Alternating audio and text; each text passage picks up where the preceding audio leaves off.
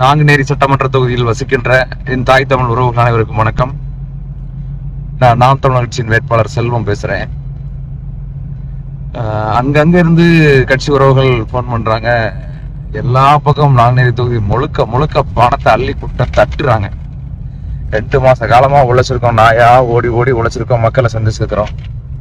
மக்கள்கிட்ட போய் மக்கள் தொகுதியின் பிரச்சனைகளை பேசியிருக்கோம். நாங்க வந்தா என்ன செய்வோம்னு சொல்லியிருக்கிறோம். களத்தில் நின்று பாடாப்பட்டிருக்கிறோம். தொகுதி முழுவதும் பயணிச்சிருக்கிறோம்.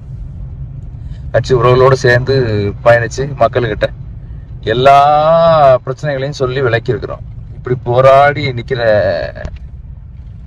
பிள்ளைகளுக்கு மத்தியில இன்னைக்கு இரவோட இரவா பணத்தை கொடுத்து பணத்தை கொட்டி வாக்க வாங்க முயற்சி பண்றாங்க. நாங்களும் எல்லா பக்கமும் ஃபோன் பண்ணி சொல்றோம். ஒரு நடவடிக்கையும் இல்லை, யாரும் போய் பிடிச்ச மாதிரியும் இல்லை.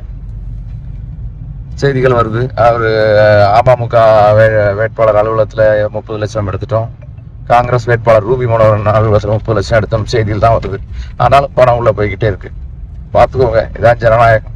போராடி போராடி மக்கள்கிட்ட போராடி வாக்கு கேட்கறவனை விட கடைசி நேரத்தில் பணத்தை கொண்டு கொடுக்குறது தான் தேர்தல். இதுக்கு எதுக்கு தேர்தல் வைக்கணும்?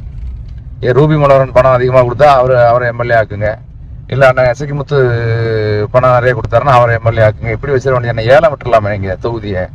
இதுக்கு எதுக்கு இவ்வளவு செலவு பண்ணி தேர்தல் ஆணையம் பழக்கம் பட காவல்துறை அதிகாரிகள், அரசு ஆசிரியர்கள் எல்லாரும் போட்டு பாடாப்படணும். 60 நாள் நல்லா சாப்பிடாம திங்காம தூங்காம பாடாப்பட்டு உழைச்சிருக்கிறோம். எங்க உழைப்பு மேல இந்த மக்கள் மரியாதை இருந்தா பணத்தை கொடுத்தாலும் நாங்க ஓட்டு போட மாட்டோம். உங்களுக்கு நாம் தமிழ் தான் போடுங்க. இல்ல அதை வெறும் 500 ரூபாய்க்கு 1000 ரூபாய்க்கு தான் உங்க வாக்க விற்பீங்கன்னா வித்துட்டு போங்க. நன்றி, வணக்கம்.